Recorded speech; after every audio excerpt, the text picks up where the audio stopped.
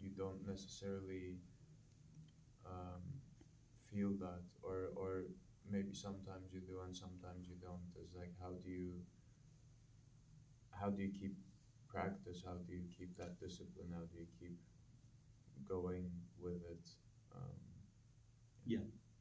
Challenge I'm sure many people face in their lives. So what happens is, when I have faith in something, there are two kinds of faith. One is faith which is blind. One is faith which is blind or without reasoning. This is something which I have to believe in, so I believe in it. This is my choice, I believe in it. And if you ask me what is the reasoning behind it, I don't have reasoning. Just that this is how I've been born and brought up as. This is how society, from my exposure to the society, this is the faith I've developed. That is one kind of faith. Such faith in the Vedic scriptures, it is called Komala Shraddha, meaning it is very tender, very delicate. It can be very easily crushed.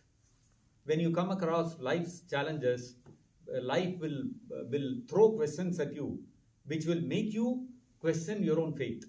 So that faith can get crushed under the weight of life's challenges that we have to face. Another kind of faith is faith based on knowledge. Just like we come to the college, and let us say if we are studying physics, and in physics we learn that there is something called the law of gravitation, and there is a value to that g, which is 9.81 meters per second square. Okay, now what we do is we study this in the textbook, and we repose our faith that what the textbook must be teaching us must be correct. Then we go to the lab, the physics lab, and then we do an experiment, the pendulum experiment, and there are so many other experiments.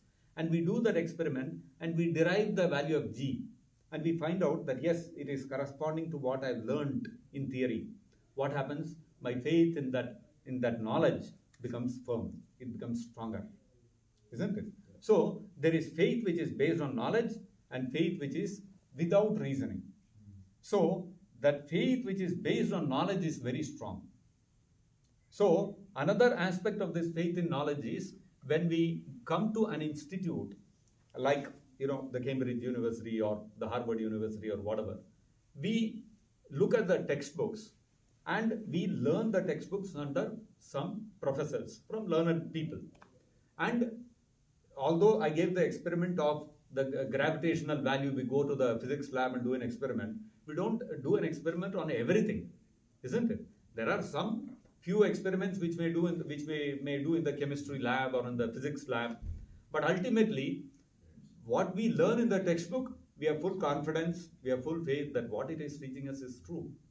We talk about, there is the story of Isaac Newton, how he saw the apple falling, and that is how the law of gravitation was discovered. None of us question that, have you seen Isaac Newton? I have not seen Isaac Newton, so how can I have faith in what is being taught?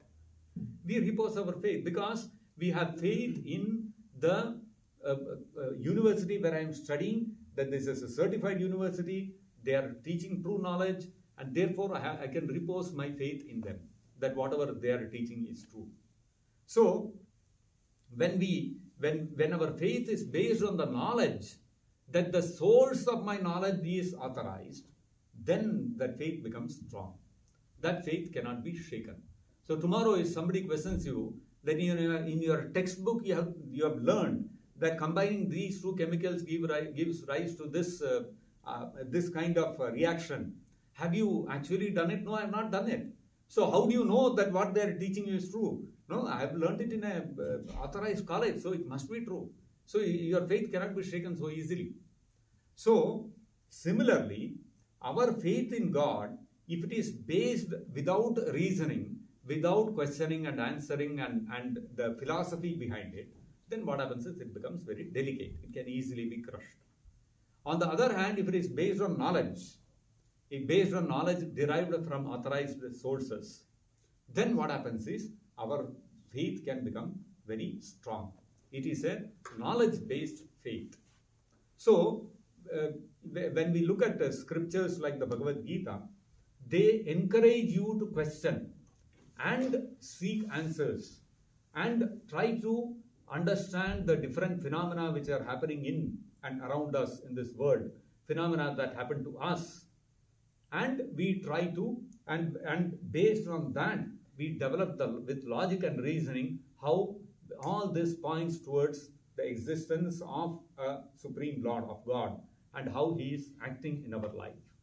So when we learn this whole body of knowledge, of logic and reasoning, and based on that we develop our faith that there is a God and He exists and we have a relationship with Him, then that can never become shaken, no matter what happens in our life.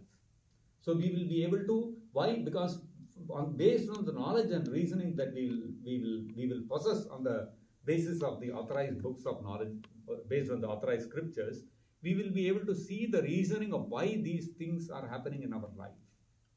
And so when challenges come in our life, we will be able to see the reasoning behind them and how it is all connected to our relationship with God, and therefore our faith in God can never get shaken. So simple thing is, we have to do all the hard work.